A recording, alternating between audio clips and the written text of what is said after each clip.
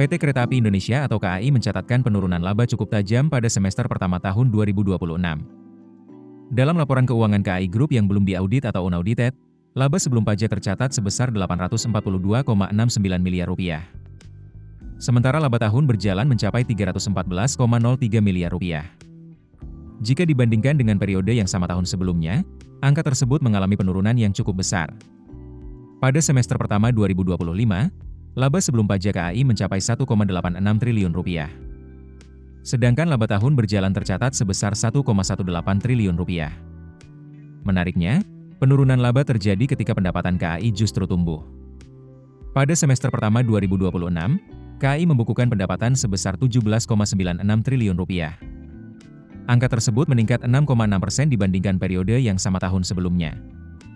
Kenaikan pendapatan menunjukkan aktivitas bisnis KAI tetap bertumbuh.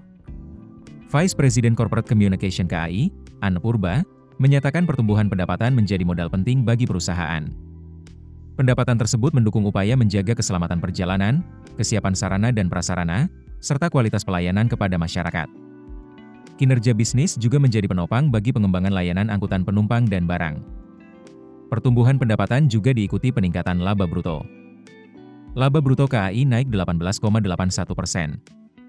Pada semester pertama 2025, laba bruto tercatat sebesar Rp5,72 triliun.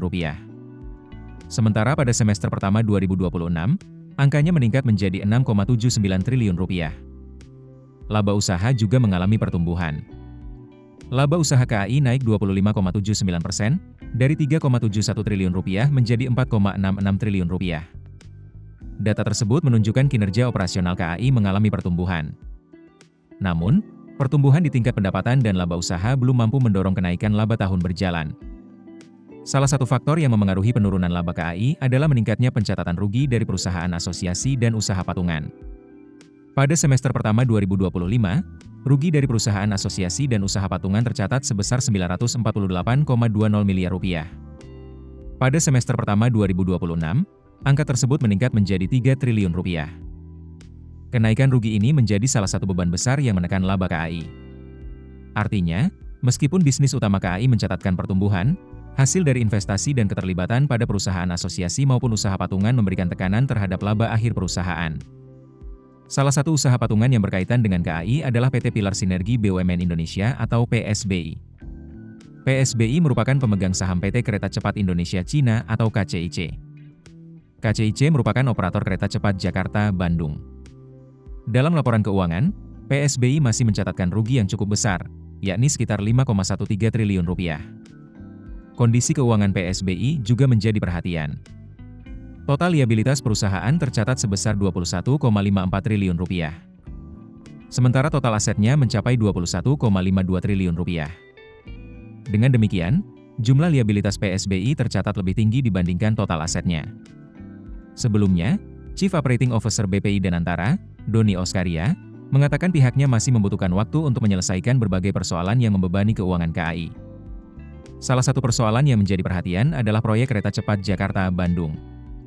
Menurut Doni, sejumlah persoalan tersebut telah ada sebelumnya dan memiliki skala yang besar.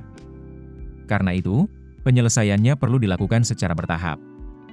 Danantara menyatakan proses penyelesaian tidak dapat dilakukan sekaligus karena membutuhkan energi dan perhatian yang besar. Di tengah penurunan laba tahun berjalan, KAI masih mencatatkan sejumlah perkembangan positif pada posisi keuangan. Total aset KAI Group per 30 Juni 2026 tercatat sebesar Rp104,79 triliun. Sementara total liabilitas mencapai Rp65,11 triliun. Jumlah tersebut menurun dibandingkan posisi 31 Desember 2025 yang mencapai Rp66,14 triliun. Di sisi lain, total ekuitas meningkat. Ekuitas KAI naik dari Rp39,29 triliun menjadi Rp39,69 triliun. Penurunan juga terjadi pada utang jangka pendek. Posisinya turun dari Rp16,20 triliun menjadi Rp15,17 triliun. Data semester pertama 2026 menunjukkan adanya dua gambaran berbeda dalam kinerja KAI. Di satu sisi, pendapatan meningkat. Laba bruto dan laba usaha juga tumbuh. Kondisi tersebut menunjukkan aktivitas bisnis utama KAI masih mengalami perkembangan. Namun, di sisi lain, kenaikan rugi dari perusahaan asosiasi dan usaha patungan memberikan tekanan besar terhadap laba tahun berjalan. Karena itu, penyelesaian persoalan pada sejumlah investasi dan usaha patungan menjadi salah satu faktor penting bagi perbaikan kinerja keuangan KAI ke depan. Download aplikasi Kontan sekarang di App Store atau Play Store.